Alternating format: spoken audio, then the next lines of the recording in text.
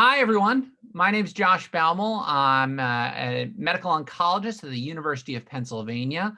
I'm joined here by Dr. Joshua Sabari from NYU, also a medical oncologist, and welcome to this e-cancer expert discussion. Excited today to talk to you about updates from the CHRYSALIS trial. And Dr. Sabari, actually, you gave a presentation at the WCLC virtually. We were all virtually in Singapore. Can you tell me a little bit about what did we hear about this trial?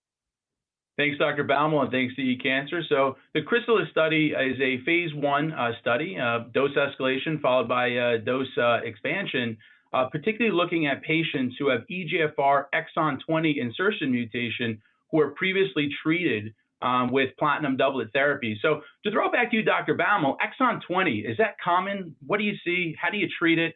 What's this patient population like? Yeah, so this is a growing disease group where we actually presented some interesting data there, which found that, EGFR exon 20 is not that uncommon amongst EGFR mutations, but historically was very resistant to tyrosine kinase inhibitors.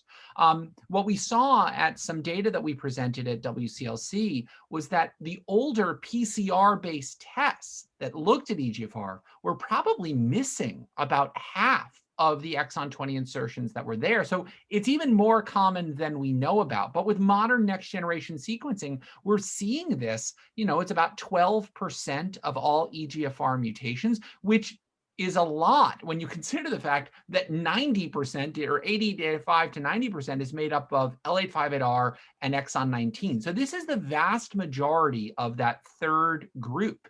And this patient population, similar to other EGFR mutations, tend to be younger, tend to be never smokers or light smokers. And so this is a patient population with a real need. And we're seeing some very interesting data. We've seen some before with amivantamab, but what did you see in this trial? So completely agree. It's very tough to treat population. Standard of care right now is chemotherapy alone. So this study looked at a drug called JNJ-372, now named amivantamab, which is an EGFR and c-MET bispecific antibody. So very interesting novel construct. Most drugs in this space are tyrosine kinase inhibitors or small molecules. So this study looked at patients, again, who have EGFR exon 20 insertion mutations who progressed on prior chemotherapy. And the response rate here was about 40%. Median progression-free survival of 8.3 months. So in my opinion, actually quite, astounding results for our patients. Josh, how does this compare to what's currently available for patients in the second-line setting? I mean, it's much better than what we have in the second line setting. I mean, in the second line setting, we've got things like docetaxel. And for these patients, we might have immunotherapy if you didn't use it in the first line. These patients don't tend to benefit that much from immunotherapy. And so 40% response rate is really very meaningful. How did the toxicity profile look? Yeah, so interestingly, the toxicities that we saw with the drug amivantamab were pretty classic for EGFR-mediated as well as c-MET-mediated toxicity. So some of the EGFR-mediated toxicities we saw were rash and paronychia. Interestingly, we did not see a lot of diarrhea, only about 12%. Some of the MET-mediated toxicities were hypoalbuminemia as well as lower extremity edema. Most of these toxicities were grade 1 and 2. One of the unique toxicities for this compound was an infusion-related reaction.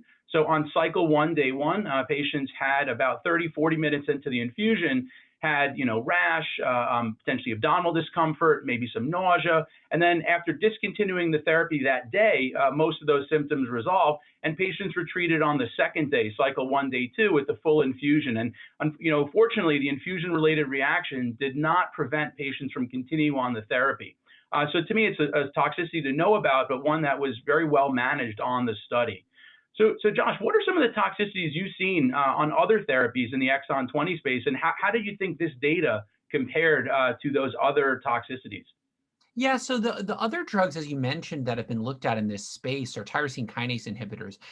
The reason why this drug tends not to respond to tyrosine kinase inhibitors is the drugs just can't get in the pocket well enough. So the drugs that are specific enough for the exon 20 pocket, drugs here like poziotinib, that was the first one on the space, they were toxic. So mucositis was really severe. Diarrhea was a major issue. And so that drug was developed, and we were initially very hopeful about it, but there was a high rate of dose discontinuation, of dose reduction as a result of that toxicity. Mobocertinib, for which we saw some data presented at WCLC as well, similarly is a TKI, and it also has a pretty substantial amount of diarrhea, about 30% grade 3 diarrhea, which is a lot of diarrhea. And so just balancing the toxicity is a major issue. This infusion-related reaction that we see with amivantamab, it's really a unique thing. What I counsel my patients on it is I say, look, it's dramatic, it's not dangerous for the vast majority of the time, right? You have it, you see it, patient can we get quite red, they can be uncomfortable, but it goes away and never comes back. It's really quite a unique toxicity amongst other drugs. How do you see the future of the management of exon 20, given the drugs that we have in this space? Yeah, it's a great question, Dr. Bauml. I mean, we talked about some of the TKIs, the small molecules. I think, as we get more specific EGFR exon 20, hopefully we will see less diarrhea, less rash, and, that has plagued the earlier first or, even second generation exon 20 inhibitors. With the J&J 372 or amivantamab, it's unique. It's a antibody-directed therapy. And we saw from our study that it actually hit exon 20 at the near loop, the helical, and as well as sort of a broad array of the exon 20 insertion mutations. Something that I'm personally interested in is potentially combining this compound with other agents, potentially maybe TKI, if they become a little bit cleaner over time. But I too, Dr. Bauml, I saw the mobocertinib data, the TAC788 data, and initially very exciting data presented early on, but the response rate seemed to come down a little bit, 25% here. And again, with the toxicity, I worry about the compound moving forward. One thing that I hope to see is I hope to see more combinations and more combinations that will be better tolerated. One thing that Janssen is doing at the moment, there's a randomized phase 3 study, the Papillon study, which is combining the J&J 372, the amivantamab, plus chemotherapy with the goal of potentially moving this agent into the frontline setting. So again, a very complicated space. Dr. Bauml, what are some of the newer TKIs, some of the newer sort of next generation, third generation, potentially later TKI in the exon 20 space?